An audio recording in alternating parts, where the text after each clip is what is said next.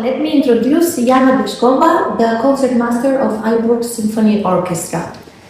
Yana, auditions often feel like the most important moments of a musician's journey. A space where technique, emotion and mindset collide. Before stepping in that room, every musician actually for months is in a preparation, is in self-doubt, in hope and also on discipline.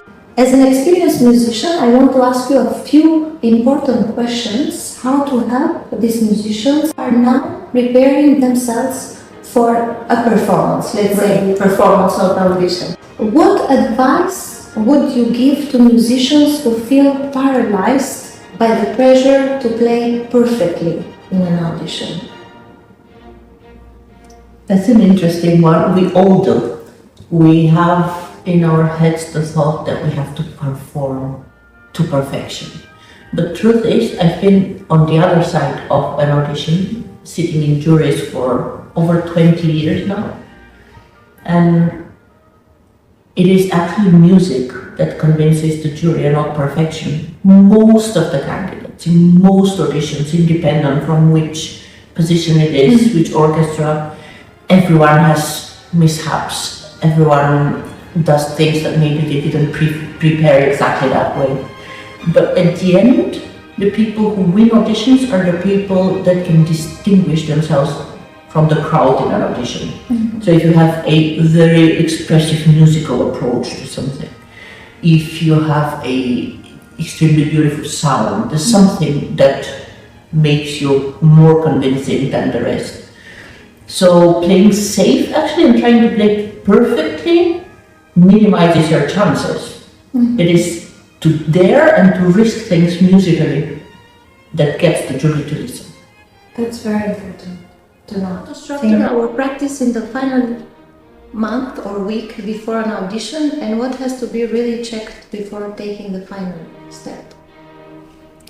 I think most important is in the final days, the final stage, when you feel technically secure and you've learned all the information that we need to learn about the orchestra excerpts or the solo concertos. I think especially for the orchestra excerpts, most important is to listen to the pieces. So when you perform your solo voice alone for the jury, it actually, you can hear the piece around it. So it is, I think this information, different recordings of the pieces. So also when you play it, you have the full piece in your head.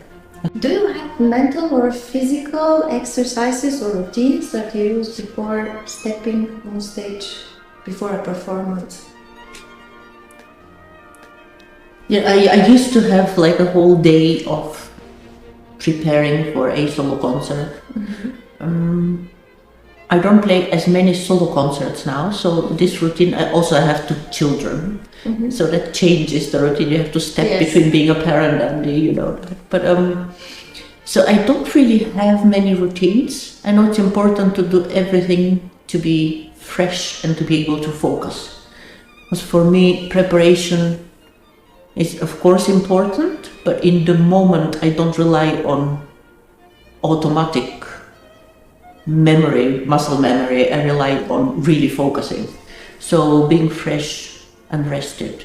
Right. Number 1. Right. What technical habits or practice strategy can make a difference on preparing for an audition, and how?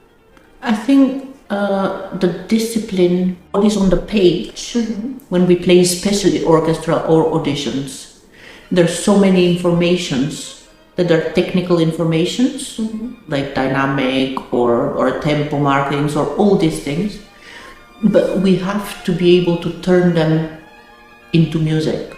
So see past the technical and understand the piece.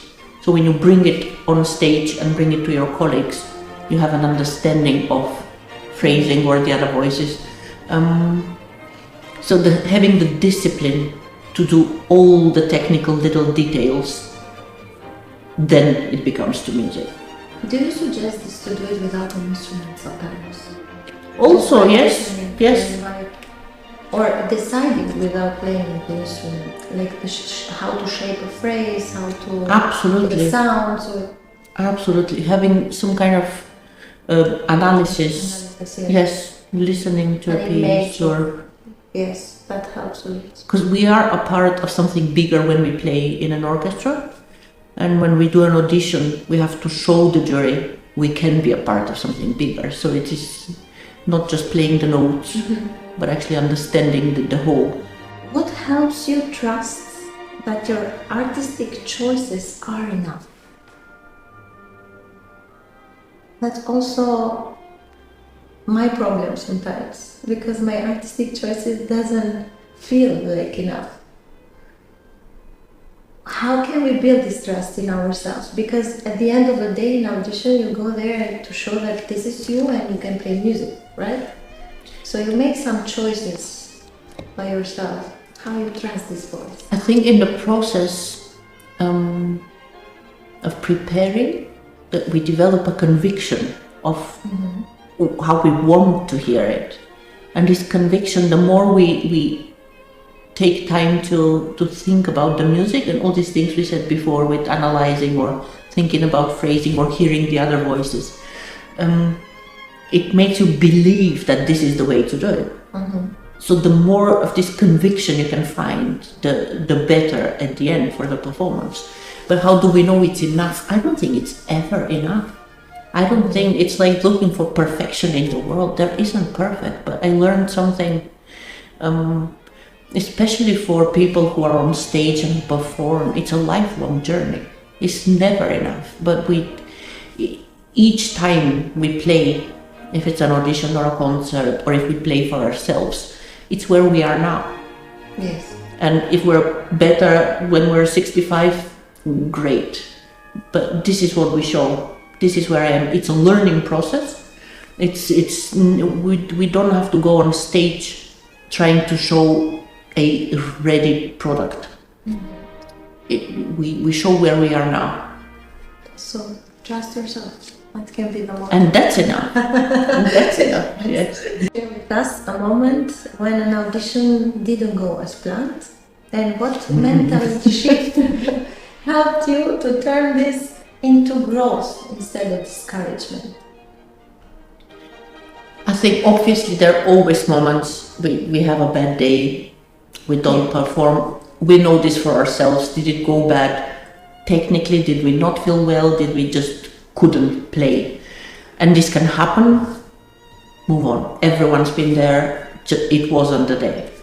But if you feel you performed to your level and you still didn't pass or didn't win an audition, then it's important to remember auditions are to choose for one specific group.